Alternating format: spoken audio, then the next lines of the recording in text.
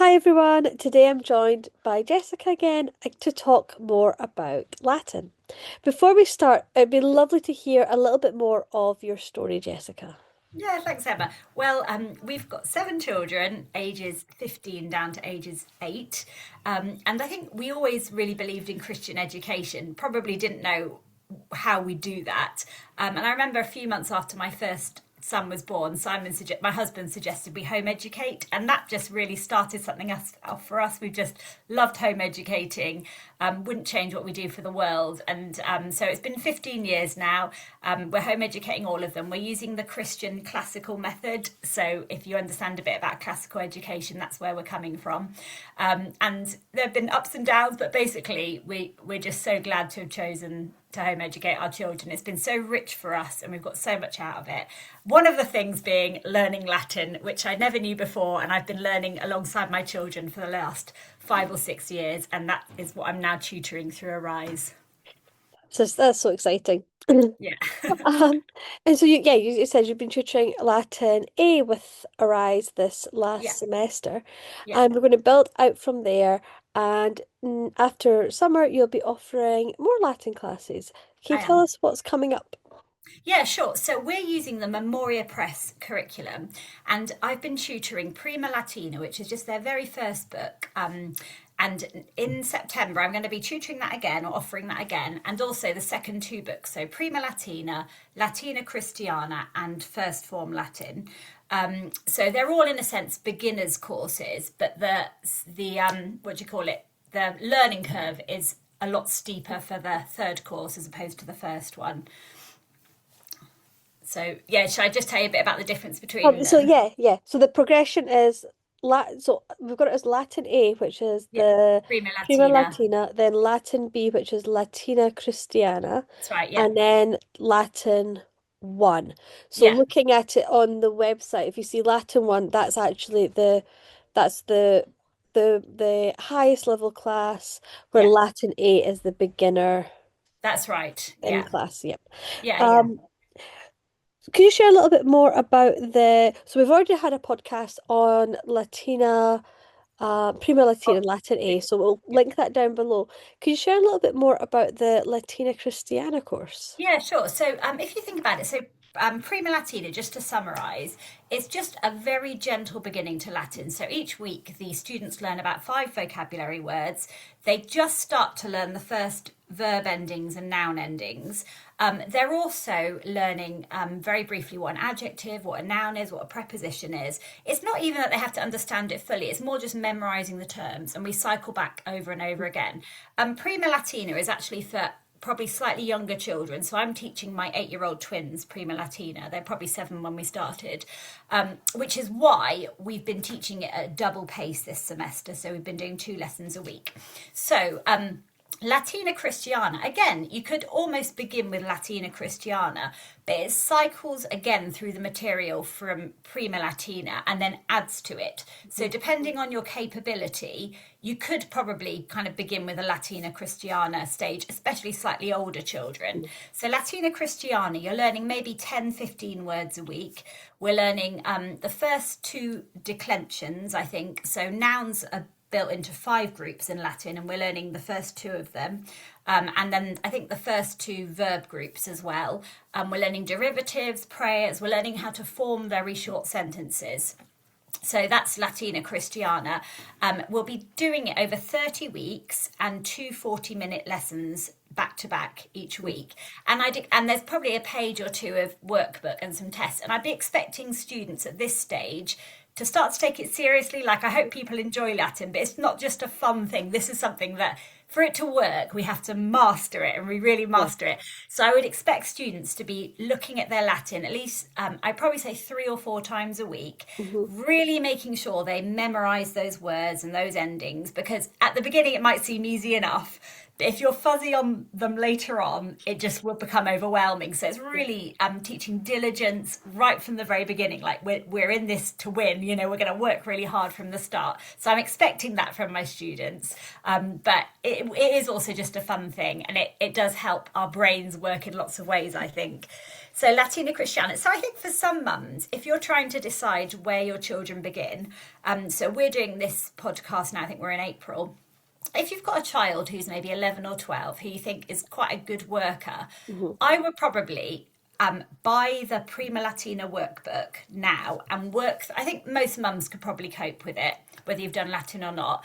Probably just work through it with them by September. Even if you don't understand everything, what you're aiming for is to learn that vocabulary off by heart, and to learn the endings presented in the book off by heart, and to give your child a fairly good idea of parts of speech, so what nouns and verbs are, which often children know anyway. If you can get to that point by August, September, I think Latina Christiana is a really good place to begin. I probably wouldn't begin if they've never done any Latin Hmm. or any languages in that book. But if you could use the next few months just to get that first book done at home, Latina Christiana is a good place for those capable 11, 12, 13 year olds. Hmm. Or even younger. I'm tutoring another child with Latina Christiana who's younger, and my children all did it when they were younger. It's more kind of whether you feel like they're capable or not. So, yeah. So if a child's maybe done some Latin when they have Yeah. been younger, Yeah. even if they're maybe 10, 11, but they've already Yeah. got a good foundation, they Yeah. Latina Christiana would be the place to I slot think them. so. Or especially if they've maybe if they're bilingual or if they've Hmm. learnt Spanish or French. Yeah. But having said that, I really would recommend that they just get that vocabulary Hmm. down because in Latina Christiana we'll repeat the vocabulary and add to it. And I think it's when children look at a page and everything's new, it's a bit overwhelming. If they look at it and think, do you know what? I already know half of that. It's Yeah. just a bit better for us mentally, I think. So, Yeah. yeah. So if if you've done a bit of Latin, if you can make sure you've got that vocabulary from Prima Latina, I'd probably begin with Latina Christiana and really just hit the ground running rather than 40 minutes a week. It's that double 40 minutes a week and the extra Yeah. work. I think that's a good way to begin. Wonderful. So what about Latin 1? How is that Latin different? one. And what did Yeah. that cover? Sure. So Latin one, again, it is actually a beginner's text. When we didn't know what we were doing all those years ago, my son and I began with Latin one, and we found it way too hard. We did not understand. We'd missed the first two books. So, so again, it does everything, but it covers in the first two lessons. I think probably a lot of what you learnt in the first two books. So you'd Okay. have to be. If you want to begin with that text with no Latin, you would have to work really, really Mhm. hard from the start. If you've done Latin before, maybe from a different syllabus, or I'm not even sure which syllabi people might have used, but We you can used have Visual you used it? Latin. Visual Latin. Yeah, from Compass Classrooms. Oh, I see. I don't know. Okay, So that's when we used it was like video lessons that but my sure. daughter did it. And I think we tried to do a little bit with I think Galore Park Latin as well. Okay. So we'd All use right. that, but then we went to the Visual Latin. This was a good number of years. This is probably 10 years ago. Um, Right. Okay. so she would have had that kind of foundation. So she Yeah. probably could have managed to go into Yeah, Latin I think 1. so. Yeah, I think so. I mean, if you've got a foundation, if you've got a good work ethic, so Latin one, there are generally 5 or 6 workbook pages each week. There'll also be review tests. The other thing to say about it is I think it's a 35-week course, so it's a little bit longer than the other Mhm. ones. So with that one, I think I've written in the course details, I'm expecting students to spend about 45 minutes a day reviewing their Latin. And the thing about Latin is it's mastery. It's not Yeah. like some subjects where you could possibly do the lesson and then do all the homework on one day and then come to the next lesson. I think with Latin, you've really got to visit it 3 or 4 times Yeah. a week to make it work, and you just have to make it part of your day. So, in Mhm. my opinion, these subjects are the ones you do first in the day, maybe alongside maths, your Mhm. mastery subjects. You get it into the day. So every day you do it, every day you revisit the vocabulary. You do one, I wouldn't do like the whole workbook in one day. You do 1 or 2 pages a day, really just to get Mhm. this stuff into your mind. And it's exciting. First form Latin, you're really learning sort of declining verbs, understanding how the nouns fit into the sentences. It's a really enjoyable. I've thoroughly enjoyed doing it with my children, learning alongside them, and I'm really looking forward to teaching it to tutoring some other students with this as well. So, yeah, again, first form Latin, I think you're probably doing 10 to 15 vocabulary words a week. Tenses are a bit quicker. Once you've got those things in place, it's not weeks and weeks on one tense. They just bring them in one after the other. Mhm. So you have to be ready to Yeah. really master them, which is why it's good to have mastered the previous Hmm. lessons. I think they think once you've got this foundation in place, you can just learn a whole new bunch week by week, and you just have to assimilate them, master them, memorize them, be ready for the next Hmm. bunch.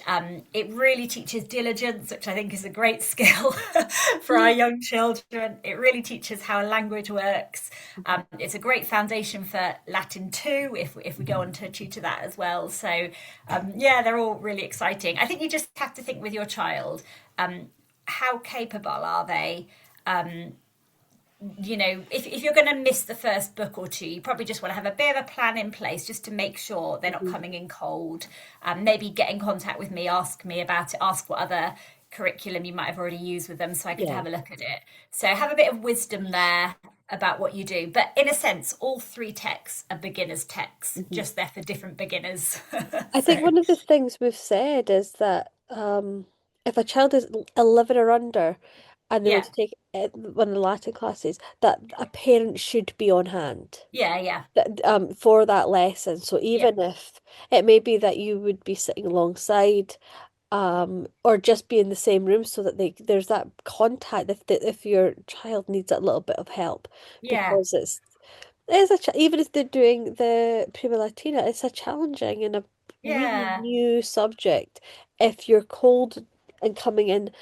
But even if you're got that little bit of foundation, but you're still that your child's a little bit younger, that they're not just kind of left. Where a lot of our older kids that take our classes, um, they're able to just self-manage that, and yeah, they are old enough to log in and get themselves sorted and yeah, manage their Google Classroom by themselves. But for slightly younger students, that they would probably need more yeah. parental Guidance. guidance. Yeah. It's a little bit tricky, and there are things like with my class at the moment. I have a PowerPoint, and for some things, I put together maybe short phrases in English. I love, you call, we overcome, and they note down in their work, on a piece of paper the translations into Latin, and then I like to be able to put those answers on the screen. So from their end of the computer, they're managing. I'm not quite even sure of the techie stuff, but they're managing to write on the screen their answers for the whole class to see, Yep. and that might be something a parent might need to be around for the first few weeks. The other thing is, I don't think mums realise how wonderful Latin is, and I'd love you to see as we begin and we're looking at the derivatives, it connects the curriculum together all over the place, and we all have our own hobby horse, and I know every mum can't learn Latin, and that's fine, but I'd love for some of you to be a bit excited as well, and if you can tune in a bit, you'll suddenly start seeing Latin everywhere. That's my discovery, and then you've got something to talk to your child about, and that's what we want, isn't it? We want mums really involved in children's lives across the Yeah. curriculum, and it's a lovely thing to discuss with your child. So, I think it makes English grammar oh yeah, so much more understandable. Like the absolutely, yeah, yeah, I did a tiny bit of Latin in high school, and yeah, what you said about the consistency, it was one of the yeah, subjects I remember I had to be consistent every yeah, week to learn my vocabulary and be mhm, prepared for the lesson. mm. Otherwise you'd be absolutely floundering. But the thing that was the biggest thing with what I found doing Latin, I think I was about 13 or 14. 13, I was 13, was the doing the Latin had such an impact on my English and my French. Okay, really, yeah. It really did. I saw more progress in that year of Latin with English and French than I had done previously. That's very interesting. I've heard other mums say that as well. Once they started learning Latin, the child, everything's sort of come together. And I think I remember saying to you before, but I actually did languages at university. I did French and Spanish.